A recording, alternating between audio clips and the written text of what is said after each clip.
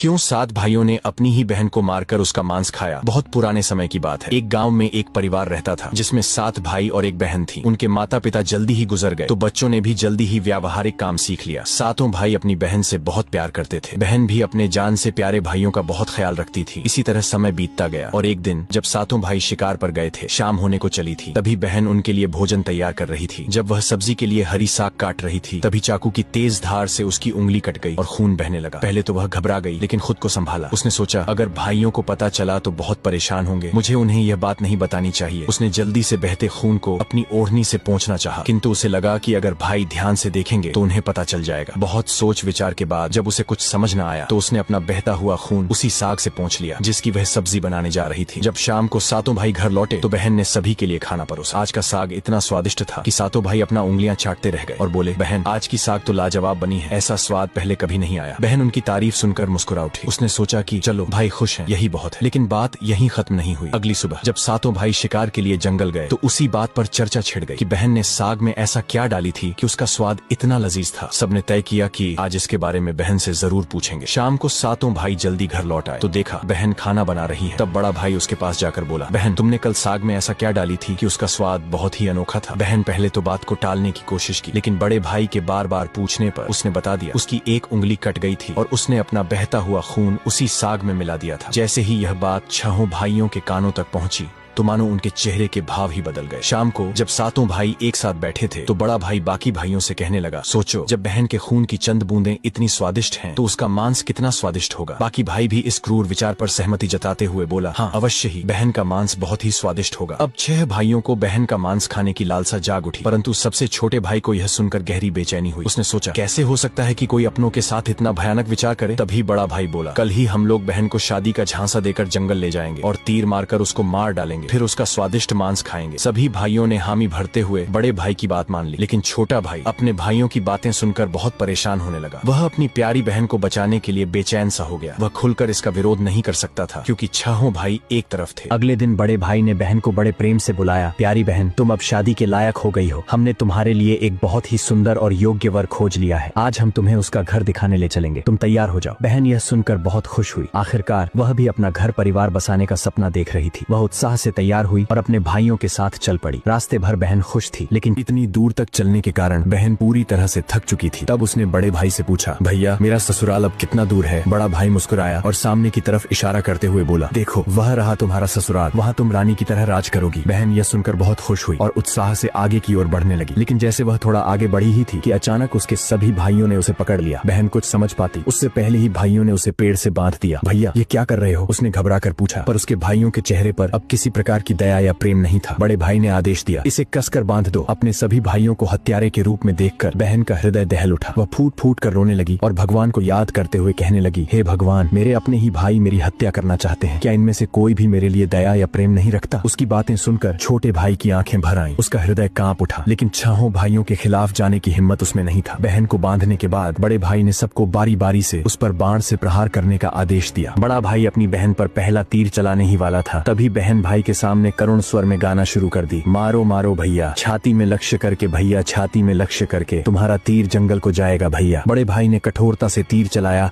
लेकिन निशाना चूक गया। इसके बाद दूसरा भाई तीर चलाने को आगे बढ़ा। बहन ने पुनः वही करुण गीत गाया। दूसरा भाई भी निशाना साधने में असफल रहा। एक एक करके सभी 6 भाइयों ने अपनी बहन को मारने की कोशिश की, परंतु हर बार उनका निशाना चूक जाता। अब सबसे छोटे भाई की बारी थी। सभी भाई उस पर चिल्लाते हुए बोला, पूरी ताकत से तीर चलाना, बहन को एक ही वार में मार डालना। अगर तुम असफल रहे तो हम तुम्हें भी जिंदा नहीं छोड़ेंगे। छोटे भाई के लिए यह स्थिति असहनीय थी। वह अपनी बहन से अत्यधिक स्नेह करता था। बहन ने जब छोटे भाई की जान खतरे में पड़ते देखी तो उसने मन ही मन निर्णय कर लिया, वह अपनी प्राण त्याग देगी, लेकिन अपने सबसे प्रिय भाई को मरने नहीं देगी। उसने मन ही मन ईश्वर से प्रार्थना की, हे भगवान, मेरे इस छोटे भाई का तीर मेरी छाती भेदने में सफल हो जाए, ताकि इसे इन पापी भाइयों के हाथों मरना न पड़े। फिर उसने करुण स्वर में वही गीत गाई, मारो मारो भैया, छाती में लक्ष्य करके भैया, छाती में लक्ष्य करके, तुम्हारा तीर तीर मेरी छाती को भेद जाए भैया। छोटे भाई की आंखों से अश्रुधारा बहने लगी, पर वह मजबूर था। उसने कांपते हाथों से तीर चलाया। तीर बहन की छाती में गहराई से उतर गया। वह दर्द से कुछ देर छटपटाती रही और फिर उसकी आंखें हमेशा के लिए बंद हो गईं। 6 भाइयों ने अपनी कुटिल योजना को सफल होते देखा तो उनके चेहरे पर क्रूर मुस्कान आ गई। अब 6 भाइयों ने मिलकर बहन के शव को टुकड़ों में काट डाला। बड़े भाई ने छोटे भाई को जंगल से लकड़ी और पानी लाने को कहा। छोटा भाई भीतर ही भीतर बहुत ही ज्यादा चिंतित था। उसकी आंखों के सामने उसकी प्रिय बहन की शव को टुकड़ों में काट उसके मांस को पकाया जा रहा था, लेकिन वह असहाय था। जब वह जंगल गया तो पानी और लकड़ियों के साथ कुछ मछलियां और केकड़े भी ले आया। उसने मन ही मन सोचा, मैं अपनी बहन का मांस नहीं खा सकता, लेकिन अगर मैंने विरोध किया तो ये निर्दयी भाई मुझे भी मार डालेंगे। जल्द ही चावल और मांस तैयार हो गया और भोजन परोसा गया। सभी भाई मांस खाने के लिए उत्सुक थे। छोटे भाई ने चुपके से अपने खाने की जगह एक गड्ढा खोद रखा था। जैसे ही उसकी थाली में बहन का मांस परोसा गया, उसने बिना किसी को दिखाए मांस को गड्ढे में डाल दिया और मछली केकड़ा खाने लगा। बाकी के सभी भाई अपनी बहन की हड्डियां चबा रहे थे। जब सभी का पेट भर गया तो बड़े भाई ने छोटे भाई से कहा, अब यह जूठन साफ करो। छोटे भाई ने बहन की हड्डियां व बाकी अंगों को इकट्ठे किया और चुपके से उसी गड्ढे में डालकर मिट्टी से ढक दिया। समय बीतता गया। उस जगह से एक बांस का पौधा उग आया और धीरे धीरे वहाँ बांसों का समूह बन गया। फिर एक दिन एक संत वहाँ से गुजर रहे थे, तभी उनकी नजर बांस के समूह पर पड़ी, जो कि बहुत बड़ी और घनी थी और ये बाकी बांसों से थोड़ा अलग प्रतीत हो रहा था। तो संत ने सोचा, क्यों न बांस से एक वाद्य यंत्र बनाया जाए जिससे मैं गांव में घर घर बजाकर भिक्षा मांग सकूं। तो उन्होंने एक बांस काट लिया और उसे अपने साथ ले गए। संत ने उस बांस से सारंगी नामक एक वाद्य यंत्र बनाया। वे उसे बजा बजा कर दिन भर लोगों के घर जाकर भिक्षा मांगते और बदले में खूब सारा उपदेश देते थे। एक दिन संत भिक्षा मांगते हुए उसी गांव में जा पहुंचे जहां वे 7 भाई रहते थे और अब तक 6 भाइयों का विवाह हो चुका था, लेकिन 7वां भाई अब भी अकेला था। वह अपनी बहन के दर्द को भूला नहीं था और इसीलिए उसने विवाह भी नहीं किया। जब संत बड़े भाई के घर पहुंचे, जैसे ही उन्होंने आंगन में कदम रखा, उनके सारंगी ने खुद ही गाना शुरू कर दिया, नहीं बजोरे सारंगी, यही है दुश्मन सबसे बड़ा। बड़े भाई के घर नहीं बजोरे सारंगी, दया प्रेम सब छोड़कर रिश्ते में यही दाग लगाया। ये सुनते ही बड़े भाई के पसीने छूटने लगे। वह आवाज सुनकर तुरंत भाप गया कि ये तो मेरी बहन की आवाज है, जिसे हम 7 भाइयों ने बहुत साल पहले मारकर खा गए थे। वह सोच सोच कर परेशान हो रहा था कि कहीं अगर गांव वाले को सच्चाई का पता चला तो क्या होगा। उसने तुरंत अपनी पत्नी से कहा, जल्दी से योगी को भिक्षा देकर विदा करो। योगी बिना कोई प्रश्न किए भिक्षा लेकर वहाँ से आगे बढ़ गया। इसके बाद योगी बारी बारी से 6 भाइयों के घर पहुँचे। हर बार जैसे ही वे किसी भाई के आंगन में कदम रखते, सारंगी फिर वही करुण गीत गाने लगता, नहीं बजोरे सारंगी, यही है दुश्मन सबसे बड़ा, इन पापी भाइयों के घर नहीं बजोरे सारंगी। सभी भाई बहुत परेशान होने लगे, इसलिए एक के बाद एक सभी भाइयों ने अपनी पत्नी से कहा कि तुरंत योगी को भिक्षा देकर विदा कर दो। अंत में योगी सबसे छोटे भाई के घर पहुँचे। जैसे ही योगी ने उसके द्वार पर कदम रखा, सारंगी ने अपनी धुन बदल ली और एक नई मधुर संगीत बजने लगी, बजोरे बजो सारंगी, मेरे सबसे छोटे भाई के घर, मन की बात मन में छुपाकर युग युग से रख रहा है, बजोरे बजो सारंगी, यही है मेरे सबसे प्यारे भाई का घर। ये सुनकर छोटा भाई चौंक गया और सोचने लगा, ये तो मेरी बहन की आवाज जैसी प्रतीत हो रही है। फिर मन ही मन सोचा, नहीं नहीं ये मेरा भ्रम है। लेकिन संगीत को बार बार दोहराने के बाद वह अजीब सा महसूस करने लगा। उसने तुरंत योगी को सम्मान पूर्वक अपने घर में बैठने के लिए कहा। छोटे भाई ने योगी का खूब सम्मान और जलपान से स्वागत किया। फिर उसने उनसे सारंगी की कहानी पूछी। योगी ने उसे बताया कि यह वाद्य यंत्र एक विशेष बांस से बना है, जो एक अज्ञात जगह पर जंगलों के बीच से उगे बांस के समूह से लिया गया था। ये सारंगी से उत्पन्न संगीत और योगी की बात सुनकर छोटा भाई सोच में पड़ गया और मन ही मन विचार करने लगा कि हो सकता है इस सारंगी से मेरा कोई गहरा संबंध हो। फिर छोटे भाई ने योगी से विनती की, कृपया यह सारंगी मुझे दे दीजिए, मैं इसे हमेशा अपने पास रखूंगा। योगी ने सहानुभूति से उसकी ओर देखा और बिना कोई सवाल किए वह सारंगी छोटे भाई को सौंप दिया और वहाँ से चला गया। योगी के जाने के बाद छोटे भाई ने सारंगी को एक पवित्र स्थान पर रख दिया। उसने उसे धूप दीप जलाकर सम्मान दिया जैसे वह कोई पूजनीय वस्तु हो। लेकिन कुछ ही दिनों में उसने अपने घर में एक अजीब सा बदलाव महसूस किया। हर दिन जब वह काम से लौटता तो देखता कि घर के सारे काम हो चुके हैं, घर एकदम साफ सुथरा मिलता, बर्तन भी साफ होते थे। शुरू में उसने सोचा कि शायद कोई पड़ोसी या भाभियां मदद कर रही होंगी, लेकिन जब यह सिलसिला रोज रोज दोहराने लगा तो उसका संदेह बढ़ने लगा। उसने अपनी भाभियों के घर जाकर पूछा, क्या मेरी गैर मौजूदगी में आप लोग मेरे घर की सफाई करती हैं? भाभियां चौंक गईं, हमें तो अपने ही घर के कामों से फुर्सत नहीं मिलती, तुम्हारा घर हम कैसे साफ करें? अब छोटे भाई की जिज्ञासा बढ़ गई। उसने सच जानने का फैसला किया। जब रात हुई तो वह बिना आवाज किए घर के एक अंधेरे कोने में छुप गया। आधी रात के करीब एक हल्की सरसराहट सुनाई दी। छोटे भाई की सांसें थम गईं। कुछ ही क्षणों में सारंगी से हल्की रोशनी निकलने लगी। अचानक सारंगी के भीतर से धीरे धीरे एक परछाई सी उभरी, जो धीरे धीरे एक लड़की की आकार लेने लगी। छोटे भाई ने जो अपने आंखों से देखा वो अविश्वसनीय था। सारंगी से एक सुंदर युवती प्रकट हुई, लेकिन जब वह दिए की रोशनी में आई तो छोटे भाई का दिल जोर से धड़क उठा। वह युवती बिल्कुल उसकी मृत बहन जैसी दिख रही थी। वह चुपचाप घर की सफाई करने लगी। उसने एक एक सामान को उसके सही स्थान से लगाया, बर्तनों को धोया और फिर घर की सफाई करने लगी। उसकी हर हरकत में अपनापन था, जैसे वह किसी अपने के घर को सहेज रही हो। युवती ने धीरे धीरे अपने काम खत्म किए और फिर जैसे आई थी वैसे ही सारंगी में समाने लगी। छोटे भाई हिल भी नहीं पा रहा था। जब वह पूरी तरह सारंगी में समा गई तब जाकर उसने राहत की सांस ली। अगले दिन उसने यह रहस्य अपनी बड़ी भाभी को बताया। बड़ी भाभी कुछ देर चुप रही, फिर गंभीर स्वर में बोली, अगर यह सच है तो मैं तुम्हें एक उपाय बताती हूँ, तुम ध्यान से सुनो। जब वह सारंगी से बाहर आए तब तुम तुरंत उस सारंगी को आग में डाल देना और उस पर गंगा जल छिड़क देना। इससे वह आत्मा अपने पुराने शरीर के बंधन से मुक्त हो जाएगी। लेकिन याद रखना, अगर तुम यह करने में जरा भी देर करोगे तो शायद वह हमेशा के लिए गायब हो जाएगी। छोटे भाई ने भाभी की बात को गंभीरता से लिया। उसने तय किया कि आज रात ही वह यह उपाय करेगा। रात होते ही वह फिर से उसी जगह छुप कर बैठ गया। इस बार वह पहले से ज्यादा सतर्क और तैयार था। उसकी आंखें सारंगी पर टिकी थीं। तभी वही हल्की सरसराहट हुई और सारंगी से वही रोशनी निकली। धीरे धीरे उसकी बहन फिर से प्रकट हुई। उसने हमेशा की तरह घर की सफाई शुरू कर दी। जैसे ही युवती ने अपना अंतिम काम पूरा किया और वापस सारंगी की ओर बढ़ी, छोटे भाई ने झटपट सारंगी को उठाया और उसे आग में डाल दिया। सारंगी जलते ही उसमें से एक तीव्र रोशनी फूटी। पूरे कमरे में उजाला फैल गया। युवती अचानक रुक गई। तभी छोटे भाई ने बिना समय गवाए तुलसी जल की बूंदें उस पर छिड़क दिया। जैसे ही तुलसी जल की बूंदें उस लड़की के ऊपर पड़ी, अचानक एक चमत्कार हुआ। धीरे धीरे वह मानव रूप में परिवर्तित होने लगी। छोटा भाई एकदम चौंक गया। वह अपनी आंखों पर विश्वास नहीं कर पा रहा था। जिसे वह एक दर्दनाक हादसे में हमेशा के लिए खो चुका था, आज फिर से उसके सामने खड़ी थी। आंसुओं की धारा उसकी आंखों से बहने लगी। वह दौड़कर अपनी बहन से लिपट गया। बहन भी भाई के गले से लिपटकर